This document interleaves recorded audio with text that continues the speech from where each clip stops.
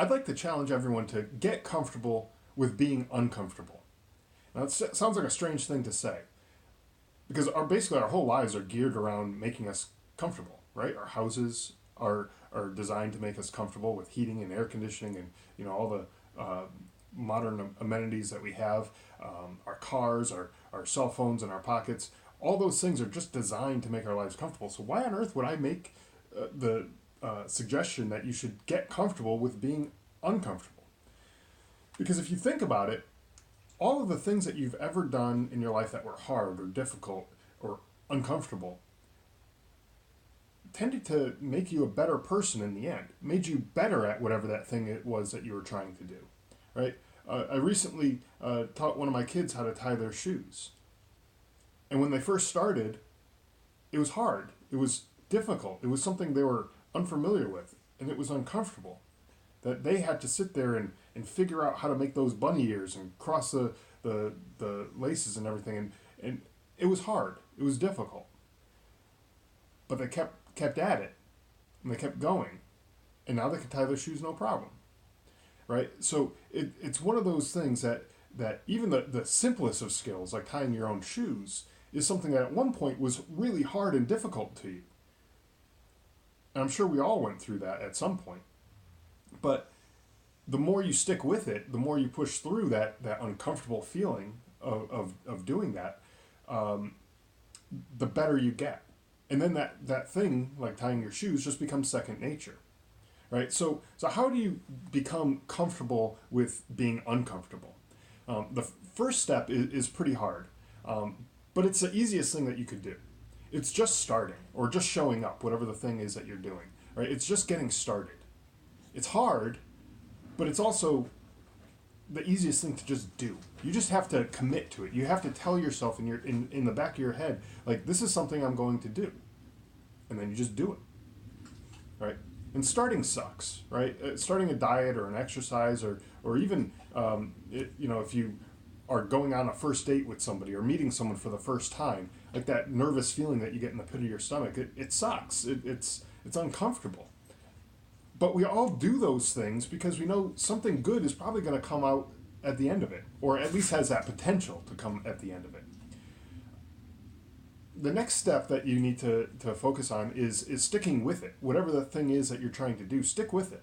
Because starting isn't enough. You get started with something and then you quit. That's not enough because you're not making yourself any better by doing that. Now, sticking with it is harder than starting because it takes more time, right? It's hard to start, to convince yourself, like, yeah, this is something I need to do. But sticking with it, that's yourself constantly reminding yourself that I need to keep doing this. It's not just a one-time, let me take that first step. It's a step after step after step in order to continue doing whatever it is that you're trying to get done. For example, the other morning I woke up and it was pretty cold outside. Now I live in the Phoenix area, and this is November, so it's not super cold. There's other colder places in the world, and I'm not trying to compare how cold it is here to how cold it is in Minnesota or something like that. But what I'm trying to say is that when I woke up that morning, I knew I was planning on going for a run. And so I woke up, my alarm went off, and I was laying in my comfortable, warm bed, and I had no desire to get out of bed that morning. I just didn't want to do it because I was comfortable. It was so much easier just to stay there and stay in bed and keep those warm blankets on me and everything and not get out of bed. But then I decided, you know what? I'm not going to get any better. I'm not going to get any faster. I'm not going to lose any weight. I'm not going to get all those benefits that you get from running if I just stay in bed. So I got out of bed. I put on my running shoes and I got ready to go. And I got outside and it was cold. And it was uncomfortable. Now, cold to me, again, is not cold to a lot of people, and I get it. That's fine. But at the time, the second I walked out that door, I walked out of my warm house into the outside where it was chilly. I kind of felt like I just wanted to turn around and go back to bed. But I didn't. I kept going because I knew that the benefit from that uncomfortable feeling of being cold and going on that run would benefit me in the long run. So I stuck with it. And as I'm running, my fingers started getting that cold feeling that you get when you're outside in the cold, and it was so much. It would have been so much easier to just turn around and go back home, but I didn't. I stuck with it. Right. Now, the next step in getting comfortable with being uncomfortable is to push past your comfort zone. Right. Just push through that barrier. Eventually, what you're doing is going to become easy.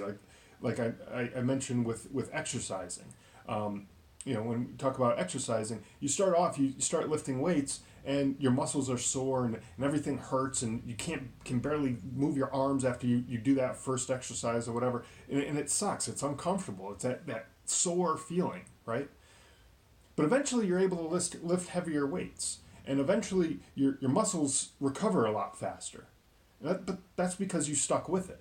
You stuck with it long enough that your muscles are now accustomed to the recovery that's required, right?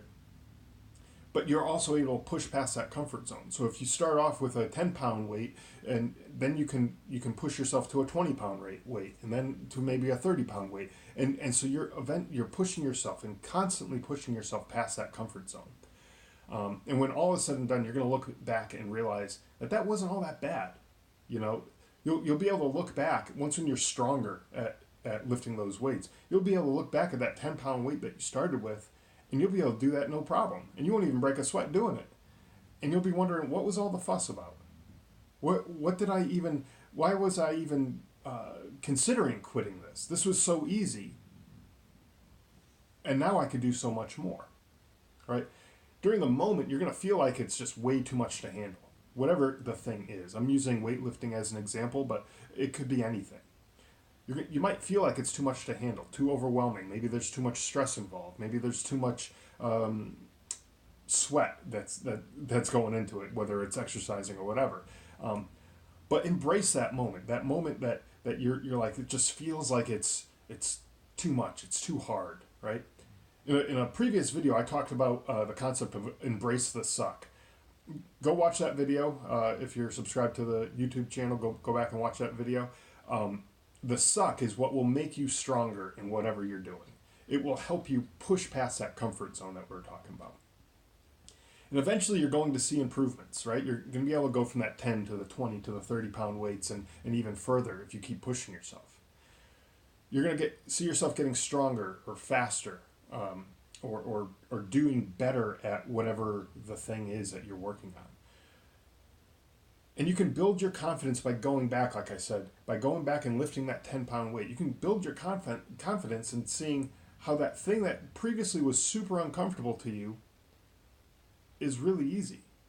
And you're like, wow, this wasn't even a thing that's going to make me break a sweat now. Let me keep going, right? You'll see how easy it is, and you're going to gain confidence in your abilities in whatever it is. And then do it all over again. Rinse and repeat, right? Just keep doing it. Keep doing it. The more times you do something, pretty much anything, the better you're going to become at it. So try pushing yourself the next time to achieve even bigger and better goals. And that's how you can help yourself get comfortable with being uncomfortable.